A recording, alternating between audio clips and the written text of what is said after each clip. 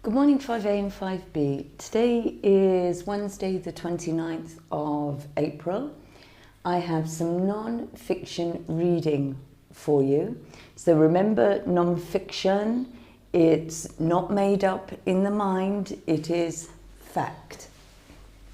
And this is a biography of a lady called Mary Seacole. So here is your introduction. A biography is a piece of writing that is about a specific person by a different author. So the person that the biography is about did not write it, somebody else wrote it. Sometimes famous people write about themselves. These are called autobiography. So Mary Seacole was a Jamaican-born nurse who helped soldiers during the Crimean War. So this is a war that happened in the 1800s. Her work was praised at the time, but she became even more famous a century, 100 years later.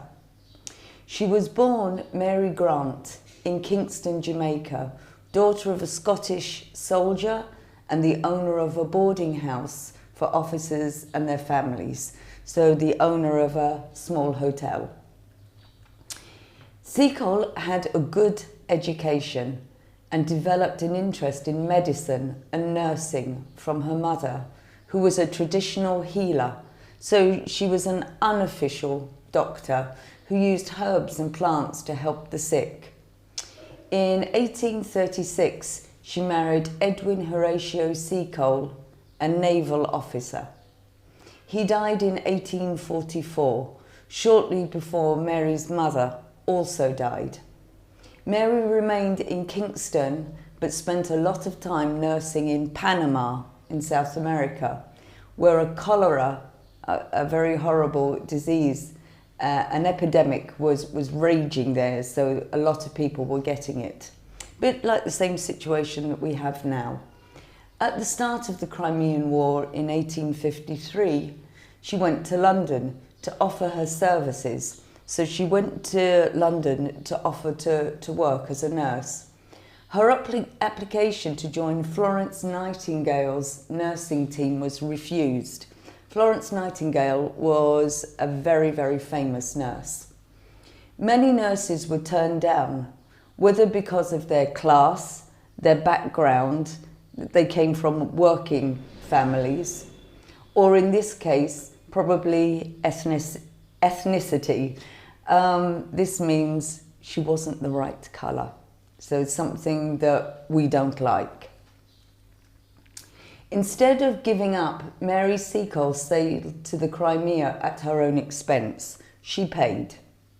She and Thomas Day, a relative in the shipping business, opened the British Hotel near Balaclava, a very famous place in the Crimea, and it was famous for a big battle there.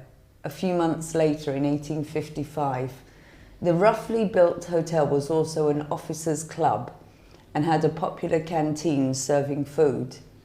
Using it as a base, she would take mules, so kind of donkeys, laden with food, drink and medicine across country to the battlefield front lines at Redan, Sebastopol and Cherna. So 3 places where there were battles. She got special passes which allowed her to look after the wounded and dying on both sides. So she actually said she didn't care which side of the battle somebody was on. If they were wounded, she helped them. When she arrived back in London in 1856, Seacole was bankrupt. This means she had no money at all, from debts run up by soldiers at the British Hotel. She was allowing soldiers to stay there and not charging them. The newspapers started a public campaign to raise money for her. So the public people got involved, backed by royalty. So the Queen at the time, Queen Victoria, she also helped, and a grateful British Army.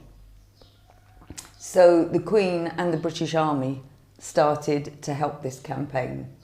In 1857, her autobiography, so an autobiography, what she wrote herself, Wonderful Adventures of Mrs. Seacole in Many Lands, became a bestseller. So everybody wanted to read it. The Seacole Fund finally enabled her to live in comfort in Paddington, London, until her death in 1881. Very, very famous lady. So I want to go through features of a biography with you. A non-fiction biography can be as detailed and descriptive as fiction writing. So you can use some of the elements in fiction writing and apply them to non-fiction. The difference is that they must be based on facts, centered on an account of a person's life. Events are in chronological order, time order, can include direct quotes from the subject. If you know what somebody has said, you can include them here. Can include indirect quotes from another source who knew the subject or experienced some of the events. So you can talk to somebody that was there at the time or spoke about it. Catches readers' interest by including descriptive detail. You can tell us what the battle was like. If you know, you can tell us. Written in the third person. Remember, you are not there.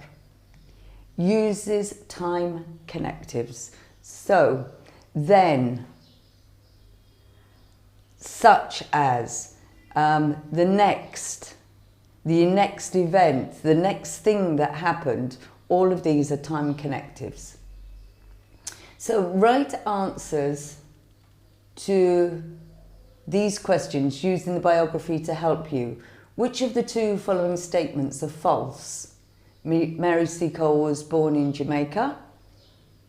She married Edwin Horatio Seacole in 1844. Mary worked with Florence Nightingale. Her autobiography became a bestseller. Why was Mary's application to join a nursing team refused? Explain the cause of Mary's bankruptcy at the end of the Crimean War. How did people show their appreciation of her commitment to nursing? All of the answers are there. You only have to read it again. Remember, you can read this as many times as you need to. Here it says these events in Mary Seacole's life are in the wrong order. Where possible, use the biography to find out the year of each event. Then write them out in chronological order, the correct order. This is called sequencing. Mary Seacole is born. Her father is Scottish, her mother is Jamaican and had been a slave. Mary's mother heals people with herbs. Mary dies in London. The Crimean War begins. Mary applies to work with Florence Nightingale, but her application is refused. Mary's book about her adventures becomes a bestseller. Mary's husband dies. Mary goes to Panama. She saves the life of her first patient in Panama. Okay. So the final thing I need you to do is write a biological text about Mary Seacole's arrival in London in 1856. Consider the features of a biography on the previous page. So think about what I've done on the previous page and use these in your writing. Look for information in different places. Research this period of her life and make short notes. Don't forget your planning. And I've shown you in previous videos how to plan. Okay, that's all for now. Thank you very much, 5A and 5B, and I will see you tomorrow.